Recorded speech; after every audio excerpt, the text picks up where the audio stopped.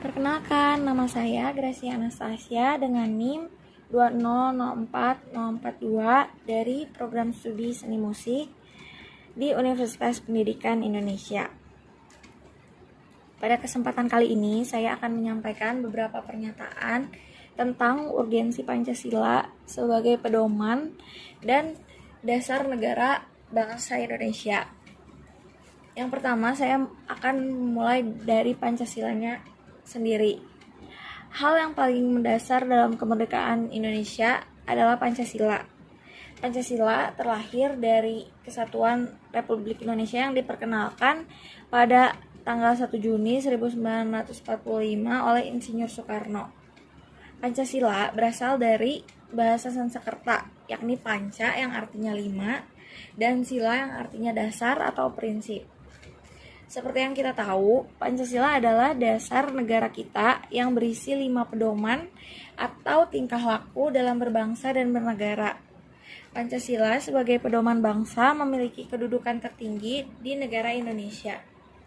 Sekarang saya akan membahas tentang urgensi Pancasila sebagai dasar negara.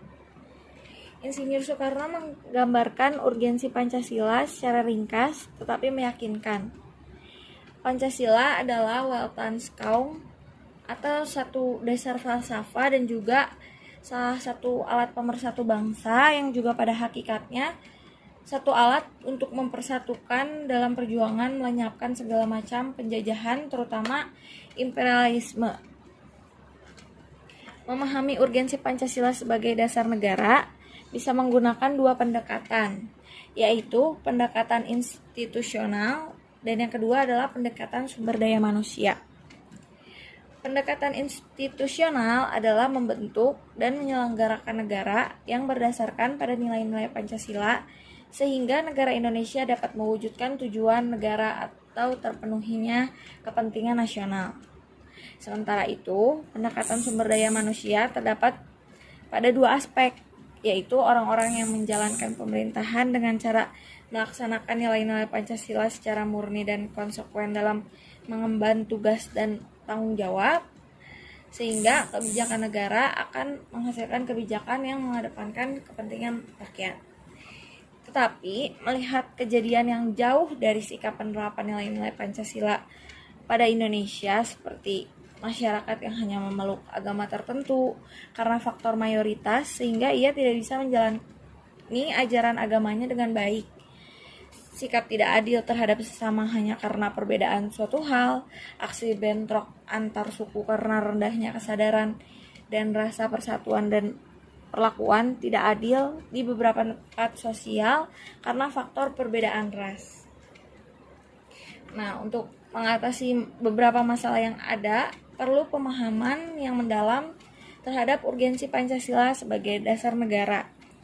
Dalam pemahaman tersebut, ada tahap implementasi juga, yaitu tahap yang selalu memperhatikan prinsip-prinsip good governance, antara lain transparan, akuntabel, dan fairness, sehingga terhindar dari KKN atau korupsi, kolusi, dan nepotisme.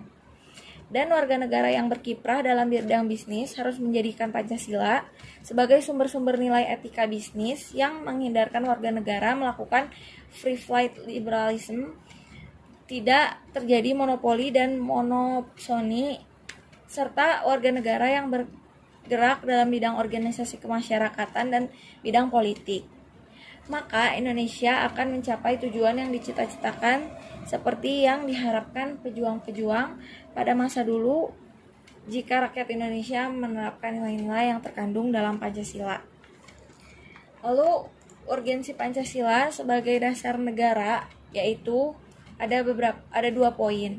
Yang pertama adalah agar pejabat publik dalam menyelenggarakan negara tidak kehilangan arah, dan yang kedua adalah agar partisipasi aktif seluruh warga negara dalam proses pembangunan dalam berbagai bidang kehidupan bangsa dijiwai oleh nilai-nilai Pancasila. Dan dengan demikian, pada gilirannya nanti cita-cita dan tujuan negara dapat diwujudkan sehingga secara bertahap dapat diwujudkan masyarakat yang makmur dalam keadilan dan masyarakat yang adil dalam kemakmuran. Sekian dan terima kasih.